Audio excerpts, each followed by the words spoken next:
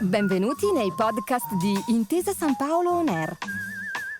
Un luogo dove vengono condivise idee, voci e soprattutto storie. Buon ascolto.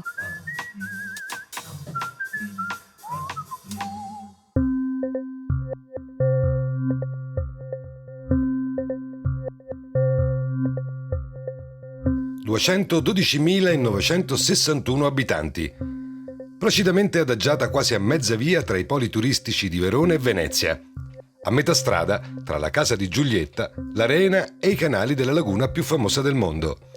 Di Padova ci si dimentica a volte, fuori dai circuiti tradizionali del turismo di massa che porta i visitatori stranieri a pellegrinare tra le bellezze d'Italia. Ma quando metti piede a Padova per la prima volta è una scoperta straordinaria. Fondata da un principe troiano, Antenore, che la guerra del cavallo la perse e che oggi, dopo aver dato forma al primo nucleo cittadino più di 3000 anni fa, riposa nella sua tomba del centro storico. Una continua e inafferrabile bellezza permea le vie di Padova. Ad ogni angolo di strada ecco un'esplosione d'arte, di cultura, di rinascimento.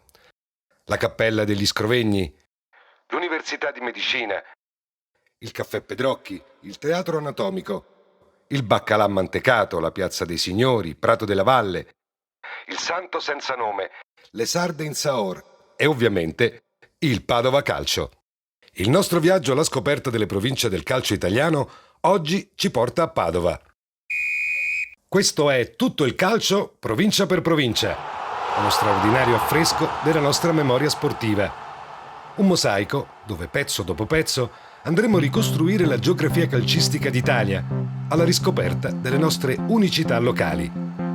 Tutto il mondo è paese e allora tutto il nostro, di paese, diventa provincia. Per sottolineare ancora una volta il senso di appartenenza unico che solo alle nostre latitudini, grazie al calcio, alla cultura e alla gastronomia, diventa anche un lascito culturale. Da nord a sud, dal mare alla campagna, dalle Alpi alle isole, tra le centinaia di modi in cui è possibile raccontare l'Italia, abbiamo scelto questo.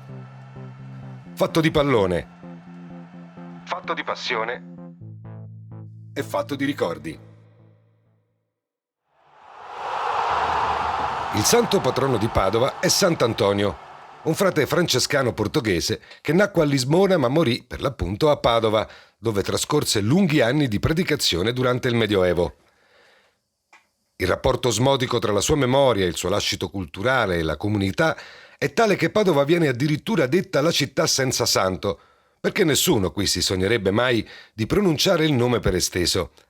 Sant'Antonio, a Padova, è semplicemente il santo, come se ce ne fosse uno solo in assoluto, come se il rapporto tra le sue opere e il cuore dei padovani non avesse bisogno di alcun suffisso e di alcuna nomenclatura. E forse basterebbe già questo a comprendere quanto profonde e radicate siano le tradizioni provinciali, con particolarismi millenari che qui sopravvivono, vivi e vegeti, nella vita di tutti i giorni. Un centro culturale straordinariamente attivo, costruito intorno all'università, con la facoltà di medicina su tutte, capostipite di una tradizione accademica tricolore che all'esperienza comunale padovana deve molto. In fondo, è proprio da queste parti che il maestro Galileo Galilei ha imparato a discernere di scienza e ha messo a punto il suo primo cannocchiale. Di calcoli invece deve averne fatti pochi il leggendario Nereo Rocco, che a metà degli anni 50 condusse i biancoscudati fino alla Serie A. Rocco, detto il Paron, che vuol dire il padrone, e che non lascia spazio a grandi interpretazioni rispetto allo stile manageriale, è stato uno dei più amati e discussi allenatori di tutto il secondo dopoguerra italiano. Il Paron, infatti, era la perfetta personificazione dello spirito di provincia italiano, più propenso ai fatti che non alle chiacchiere. Un modo autentico e spiccio di rapportarsi al prossimo, immediato, efficace e sempre composto, che rappresentava al meglio il calcio dell'epoca. Pochi calcoli, dicevamo, per un uomo che fra il dire e il fare non lasciava mai passare troppo tempo, deciso com'era a portare sempre a casa la pellaccia a fare risultato. Pochi calcoli e tanto catenaccio, più una forma mentis che non un modulo, il primo non prenderle che ha caratterizzato per anni i luoghi comuni sull'universo pallonaio italiano. Il Paron allenò il Padova dal 54 al 61, costruendo una squadra a sua immagine e somiglianza, tignosa, aggressiva e sempre sul pezzo. Prima traghettò la squadra verso una meritatissima salvezza, dopo averla ereditata in condizioni di bassa classifica. Poi, in 12 mesi più tardi, portò il Padova in Serie A, concludendo una stagione esaltante al secondo posto, dietro solo all'imprendibile Vicenza, in uno strano doppio derby, sia geografico che cromatico, essendo le due squadre entrambe di bianco-rosso vestite e a pochi chilometri di distanza. L'anno seguente, l'impatto con la romanticissima Serie A degli anni 50 ha il sapore di una doccia gelata. 3 sconfitte in 3 partite, condite anche da un pesante 1-5 casalingo contro il Milan.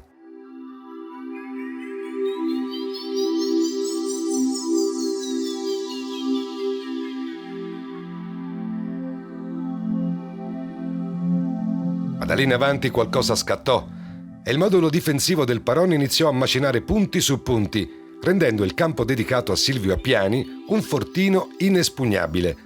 E questo in fondo non stupisce, se è vero che Silvio Appiani, in quanto a difesa e spirito di sacrificio, ne capiva parecchio. Infatti, dopo aver segnato la bellezza di 17 gol in 14 partite, nell'ultima stagione prima dello scoppio della Prima Guerra Mondiale, Silvio Appiani, che era allenatore e giocatore del Padova, morì il 20 ottobre sulle montagne del Carso, come soldato volontario difendendo i confini nazionali dall'invasione austriaca. Gli venne intitolato lo stadio, che rimase il campo da gioco principale della squadra per quasi tutto il secolo, attraversando l'era Rocco e venendo sostituito dal più moderno Euganeo solo nel 1994.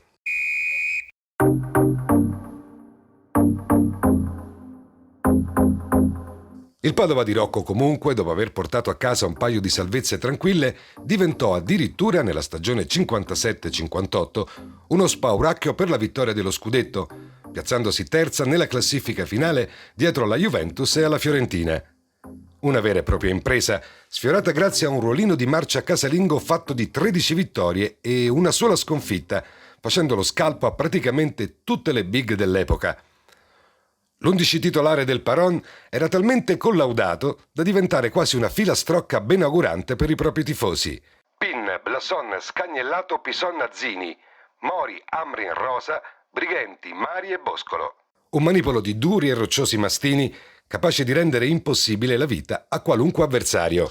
Il solo esponente di un calcio più di ricami che di polmoni era forse il fuoriclasse svedese Kurt Amrin.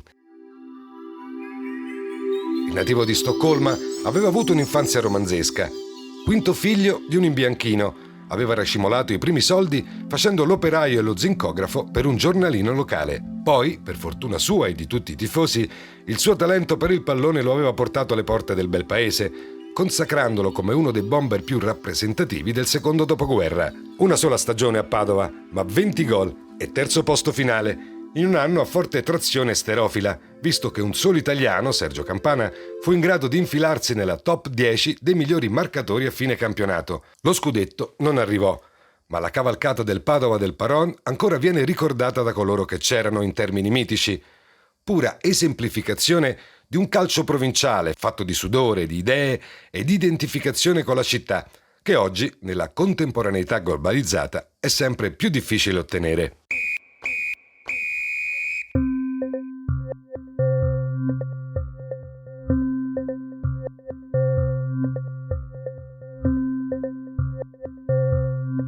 Ci sono cose però che anche con il passare degli anni, anzi dei secoli, restano di immutata bellezza. È il caso di una piccola, grande gemma architettonica incastonata nel cuore di Padova. La sua università, che fu fondata nel 1222, una delle prime d'Italia e quindi del mondo, ha una delle sue sedi storiche nel centralissimo Palazzo del Bo, dove Bo sta per il latino bovis, visto che prima di essere un centro di scienza fu il negozio di un macellaio. Nel Palazzo del Bo, dove trova il posto il più antico teatro anatomico del mondo, si tratta di una magnifica struttura in legno, costruita per cerchi concentrici e studiata per permettere agli studenti, arroccati sulle sue fila, di assistere alle lezioni di anatomia tenute giù in basso, sul tavolo di lavoro del professore. Pare che, per rendere meno macabre le lezioni, che prevedevano squartamenti di ogni sorta, spesso si suonasse della musica dal vivo durante le ore di insegnamento.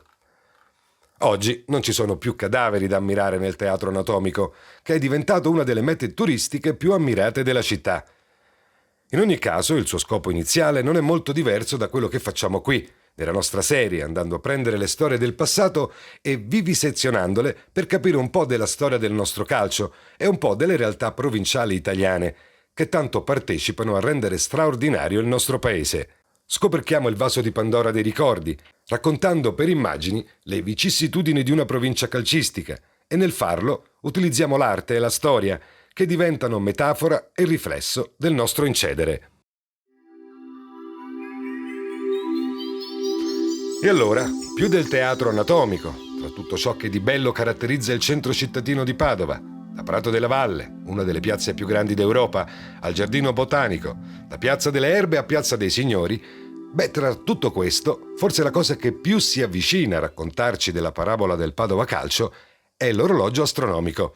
Affacciato su una centralissima piazza, da quasi 800 anni, questo enorme prodigio della tecnica e della meccanica medievale continua a scandire il tempo dei padovani, segnando l'ora, la data e aiutandoli ad interpretare le stelle, essendoci segnalati anche i vari segni zodiacali. Perché spesso, per capire i saliscendi del calcio provinciale italiano, servirebbe l'astrologia o una palla di cristallo, visto che il talento può nascere ovunque, ma è pur sempre attratto dalle luci della grande città.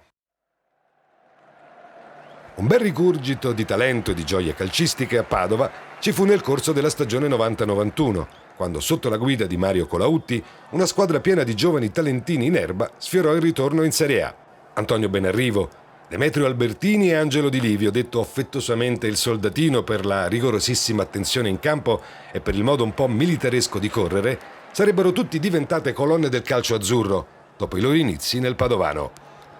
Un periodo benedetto dalle stelle in terra veneta, visto che per tutta la prima metà degli anni 90 il Padova riuscì a far parlare di sé sfiorando più volte la promozione, per poi centrarla finalmente nel 1994, anno in cui la nazionale nei mondiali statunitensi perse in finale dal Brasile.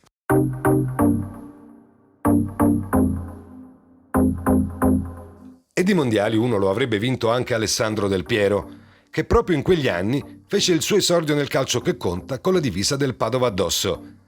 Scese in campo ad appena 17 anni in una larga vittoria contro la Ternana, partita che lui, ovviamente, bagnò con un bellissimo gol, uno di quei gesti tecnici che lo avrebbero poi reso famoso in tutto il mondo. In ogni caso, il ritorno in Serie A, dopo ben 32 anni di attesa, avvenne il 15 giugno, soltanto 2 giorni prima che, al di là dell'oceano, iniziasse la kermesse iridata. Servì un soffertissimo spareggio contro il Cesena, sul campo neutro di Cremona, per sancire la consacrazione dei biancorossi di fronte a migliaia di tifosi in trasferta. Questa nuova esperienza, nel massimo campionato, durerà meno, soltanto un paio di anni, ma con una tonnellata di emozioni a farle da cornice, fin dall'inizio. La squadra, nel nuovo stadio, l'Euganeo, quasi a memoria e tributo del Padova di Rocco, mantenne un grandissimo ruolino di marcia casalingo. Un campionato strano, caratterizzato da grandi imprese con le squadre metropolitane, sconfitte sia Milan che Inter che Juve, per esempio, e da dolorose partitacce contro le altre provinciali. Il tutto si chiuse, in pieno stile western, con l'ennesimo spareggio della storia del Padova, questa volta per restare in Serie A. La sfida, decisa ai calci di rigore contro il Genoa, sul campo neutro di Firenze, fu una vera e propria lotteria, conclusasi grazie all'ultimo decisivo rigore dell'olandese Crack.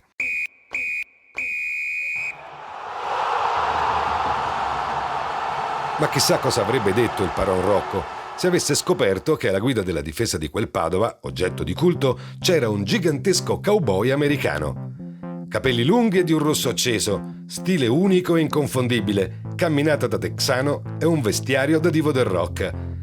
Alexi Lalas sarebbe diventato immediatamente l'idolo delle folle, e di certo non solo a Padova. Di giorno difendeva la retroguardia dei biancorossi e di sera invece si esibiva con la sua rock band, i Ginger, un gruppo niente male, visto che fecero addirittura da spalla in un tour europeo ai famosissimi Hootie and the Blowfish. Chissà cosa avrebbe detto il Paron a 40 anni dalla sua serie a tutta muscoli e polmoni, nel vedere il capellone rosso, simbolo di un calcio nuovo e globalizzato, all'ombra della città del Santo. Ma in fin dei conti il calcio è pur sempre il calcio. E la vera, grande bellezza di quello giocato in provincia è la sua capacità di stimolare un senso di appartenenza unico, capace di rapire il cuore di tutti, dai tifosi ai calciatori stessi, che trovano sempre una seconda casa in cui lasciare un pezzetto di cuore. Questo è Tutto il calcio provincia per provincia, il nostro viaggio sulla DeLorean per le strade calcistiche d'Italia. Nessuna autostrada e niente pedaggi, solo ed esclusivamente strade provinciali. Alla prossima! Grazie per aver ascoltato i podcast di Intesa San Paolo On Air. Al prossimo episodio.